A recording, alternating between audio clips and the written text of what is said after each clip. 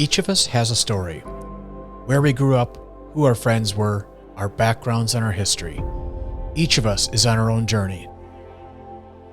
Today, kids face some of the same challenges we did, but also have vastly different challenges. If it weren't for the REACH program, I wouldn't be here. I either would have dropped out or I wouldn't be alive. Just through the stress of being a teenager and doing everything you possibly can to do your best, but being told you're not good enough by society, social media, all that really hurt. But with the REACH program, they accept us for us and they realize everyone has a story to tell. It can be a struggle. There's a lot of drama, especially over the social media. And there's just a lot of rumors just because of people can just make stuff up about you, about anything, just because if they get mad at you over something that's so little.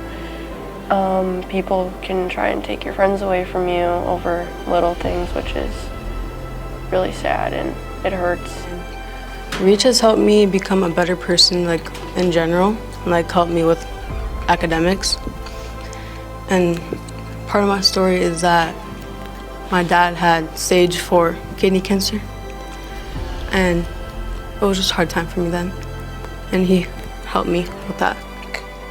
When I first got here, I transferred from Wilmer just into a new foster home in the process of getting adopted, and it was tough. I was a little bit of a knucklehead. Harley had to help me cope that, and I was just always in trouble in the office. Harley hey, have your mom sign this paper for REACH. You can be in REACH and will help you. And I accepted the help, and I'm still accepting it, accepting the feedback he's giving me every day, just getting myself better, 1% better every day. Take one step back if school is or was a difficult place for you to be. Take one step forward if growing up you never had to worry about food on the table or if the bills were being paid. Take one step back if chemicals have ever been an issue with you or your family growing up. Take one step forward if when you were in school you had a trusted adult in your life other than a parent that you could go to for advice or support. Take 2 steps forward if you grew up in a house where you were consistently told and shown that you were special and where you felt loved and appreciated. Take 1 step back if you did not feel loved or if your family was not close and did not support each other.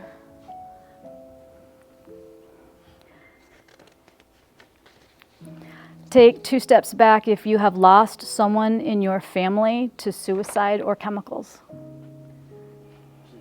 Mm-hmm. All right. So people in the front turn around, kind of look. So this isn't about shaming or bringing up, percolating things to the surface that are deeply, deeply personal things. And I thank both of you for your vulnerability and your willingness to be honest. That's beautiful. That's a wonderful example. But there's a gap here. There's a gap between, and we need to think about and be mindful of how we address the gap between the people who have just started life at a different point along on that starting line versus people who have not been able to have that, right? And it's nobody's fault, right? We are born into the families and born into the situations that we are. But these are the facts, that these are the kids that sit in our classroom. These are the people that work in our building. And what we always say, everybody has a story. People always ask me, who's in REACH, right? Or even my colleagues, after years, they'll say, well, yeah, your kids would probably like that, kind of making a crude joke related to, use or something. It's no, you don't have to worry about my kids, because my kids, when they walk through that door, they want change.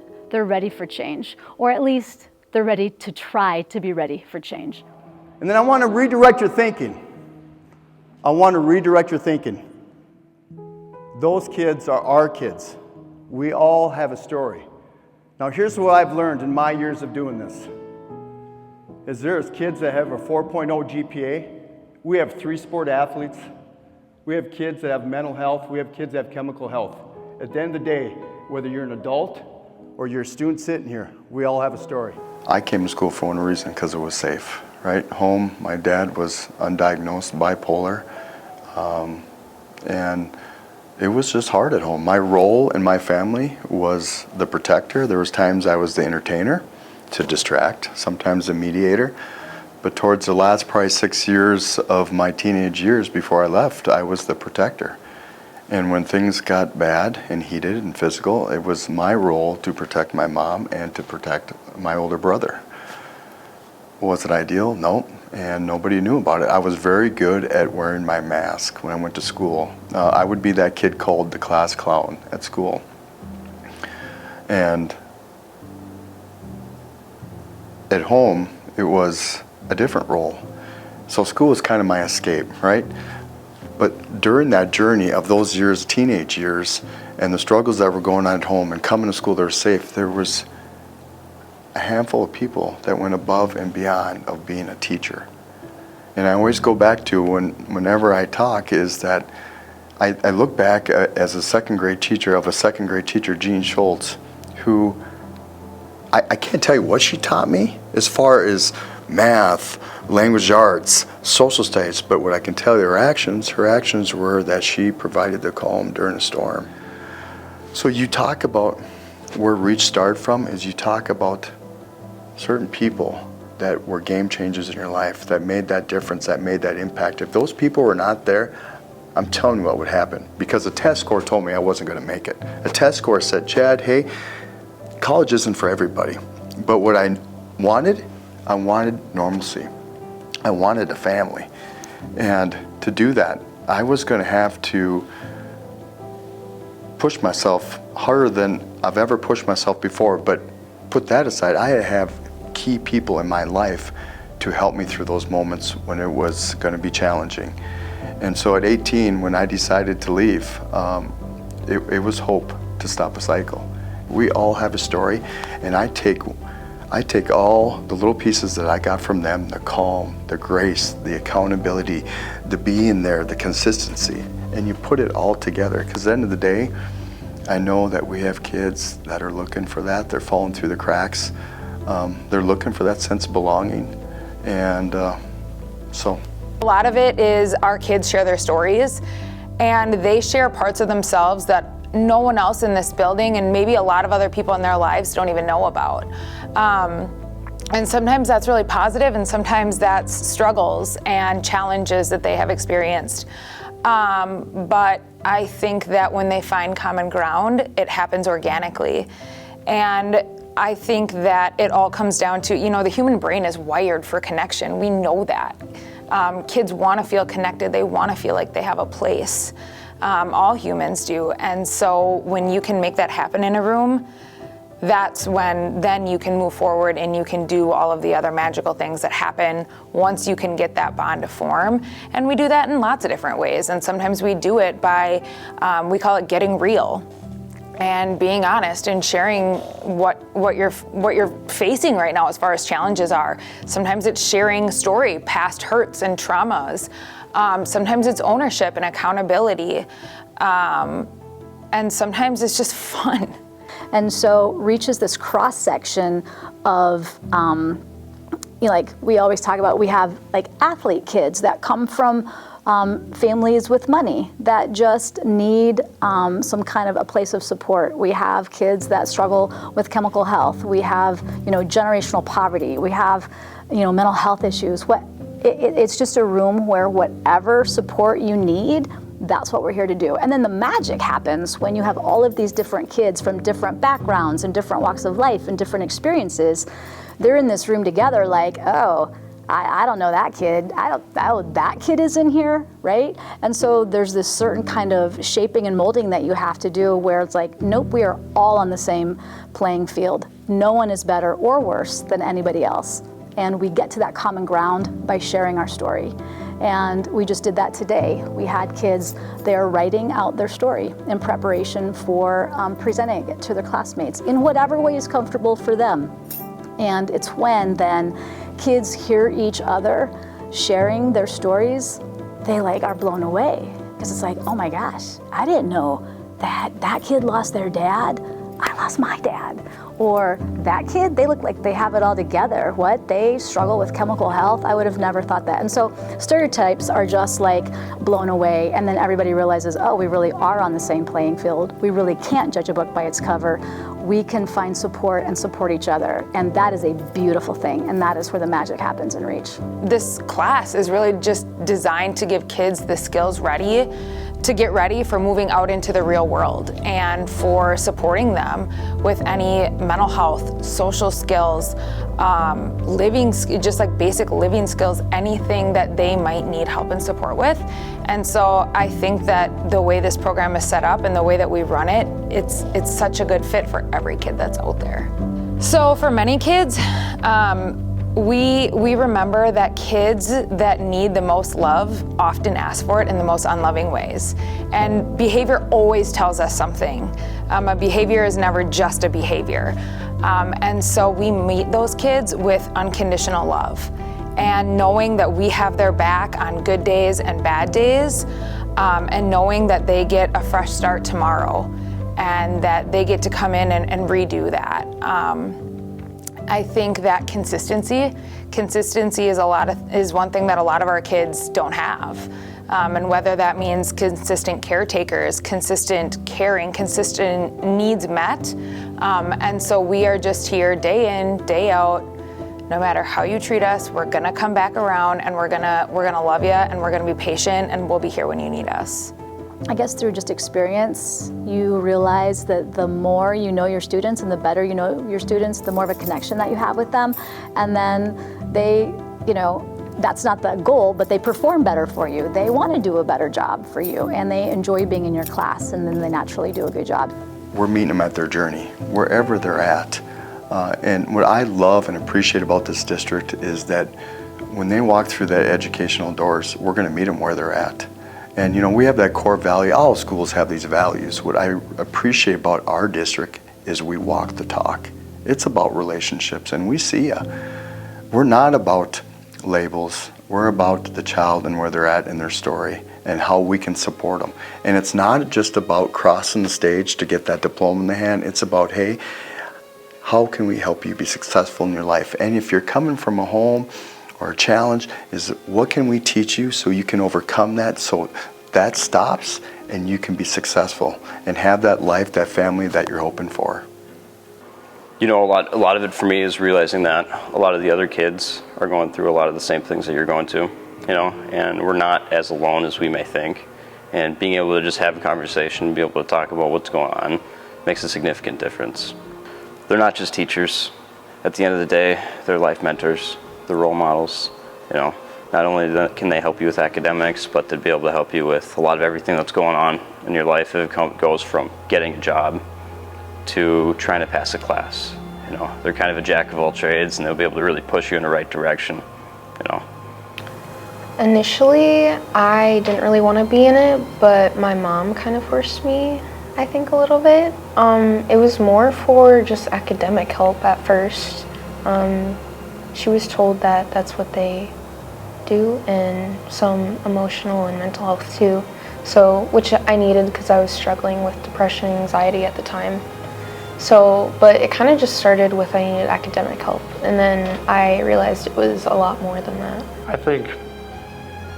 I think when students see other students and the teachers be vulnerable and share their experience in the past with things that maybe they just don't hear people talk about, like struggles at home with chemicals or with their parents, or relationships, things like that. They kind of realize that this is the place to work on it. This is the place where they can work on it. I think that's really important. I think that's kind of where it all starts. There's kids that have fallen through the cracks left and right across this country, rural, urban, and it's up to us leaders, it's up to us parents, it's up to us, educators, to continue to find ways to navigate that and give kids opportunities. And I think the REACH program provides that. And I think what we're doing with helping fund not only REACH program here in Hutch, but across Minnesota, across now the country, we're helping kids that in some ways can't help themselves or are falling through the cracks in some way, shape, or form. And every year Jenny and I get letters from the REACH kids, now from all across Minnesota. But for years it was just the kids from Hutch, and it was really eye-opening to me. I grew up in a farming community. Didn't have a lot of extra things, but I had two parents that loved me and cared for me and wanted to see the best for me. I'm just blown away by the sheer number of kids that don't have just that basic thing at home to look up to want to be like, to have that little bit of support, to get a ride to school, to get whatever it is, to ride to an activity. Some kids don't even have that, and so REACH is about those kids, and we need a lot more REACH in our lives across the country, across Minnesota. And for anybody that gets to see this or watch this video or see the camp and what we're doing, reach out, build a REACH program in your school, in your community. This is how we save kids, one kid at a time, and I just can't say enough about it. It's about the people. It is about the people, and every kid that walks through our doors comes to us with a different set of needs, a different set of experiences, and a different way that they need to be responded to. So it's not like you can just package up this little package and say, here's the REACH program, and because people often ask us that, what's your curriculum? How do you do this? It is really genuinely loving a kid where they're at, giving them the space to be themselves, not compromising on accountability, but holding them to this level of, look, this is where you say you want to be, you recognize that you need growth, let us help you get there. It's loving people where they're at, right? And that's harder than you would think it is. It's harder for teachers to do that than you would think it is. You really administrators have to take a leap of faith and take a deep breath and go, wow, there's stuff happening down there that maybe people in the regular ed classroom, what? That seems crazy. It's not. It looks like chaos sometimes, but it's not. And things are working together. And our end result is kids that have deeper, more lasting, more meaningful experiences, and that will carry them further than maybe some other kids in this building. My little side of the story is that I would not be alive if it wasn't for REACH. I would have never saw my own potential. I would never have understood that somebody cared about me that wasn't responsible for me. I understand that my parents cared about me, but that was because they were responsible for me. Harlander kept stepping back into my life even after high school, and that wasn't his job to do that. I think in my life, that makes all the difference in the world, and I guess that's all I can really say to somebody that's thinking about why they need to have this in their school, is that if it grabs one kid and pulls them through the confusing time that high school is, then that's extremely important, if you ask me. I came to school because these were safe, right? At home bad things were happening, so I wanted to come to school. Academics was hard, but there were some people that donated their time, that were calm during the storm, gave me grace, held me accountable, got my grill when I was crossing the line. So when you talk about REACH, it really is those difference makers that are in our life, and you put it all together. If you listen to the passion that's coming here, it's from the experiences that we've had as when we were young, our own stories, and now it's our opportunity to pay it forward for our kids. And I think that's where our kids are they're legit. We have street cred with them, because it's not sit and get. We're talking with passion and fire. We are with you until you cross that stage, and then just like you guys saw with Alex over there, even into adulthood. Any teacher can approach their students in a way that sees them with fresh eyes every day, has unconditional love, meets them where they're at so that they can grow those kids to where they need to be. A room like this is really important, and to have a geographic space in a building where kids know that they can go, where the people in that room, where there's a different vibe, because kids will walk in here and it's just a different vibe that we have created, and that is a thoughtful process, and you have to work at that, right? And I think if teachers are really rule-bound by standards or what I need to get done, I have to teach these kids this content, you begin to forget that that's a human being in that seat that brings with them a whole bunch of stuff that you probably know nothing about. And so, I think every teacher could contribute to that REACH idea, but having a room specifically designed for that with a program that really helps then kids work through some of those things I think is super important. We've had kids that say that we've saved their lives. That comes back, they've saved our lives as well. They give a lot back. I shared, I had a 6th grade girl come in this week. She's as tall as the table, and she put a letter on my desk, and in that letter she just says, "Thank you for being that dad."